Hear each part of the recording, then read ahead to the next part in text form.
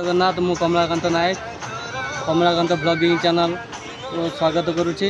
आपण मैंने देखुए मु आज पहाड़ उपर बर्तमान अच्छी बर्तमान खोपुली की आम आसु खोपुली स्टेशन मात्र 2 किलोमीटर दूर रे एक मठ अच्छे बाबा मठ से हूँ रत्नागिरी पहाड़ अच्छी झरणा अच्छी बहुत सुंदर बनाई ब्यूटीफुल प्लेस। आप आसतु एठा देखु पहाड़ पूरा देखो पूरा पहाड़ पूरा आगे आगे आस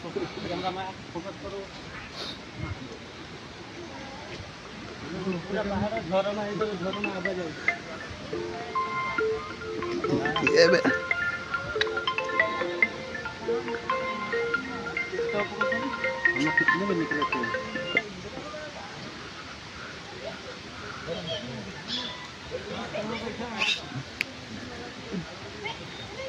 बर्तमान झरणा आसत देखिए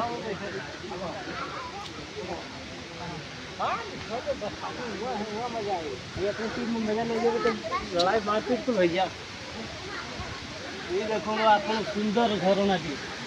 देखो सुंदर झरणाटी ये देखो केत सुंदर झरणा ऊपर भी मठ अच्छी मंदिर अच्छी देखेबी प्रथम झरना देखो स्टार्टिंग रु मठ भी आउरी देखेबी आगु आउरी देखेबी तेणु आपण मानक पार्ट 2 रे मु आपन पूरा पहाड़ उपर जो मंदिर थे मंदिर को देखेबी।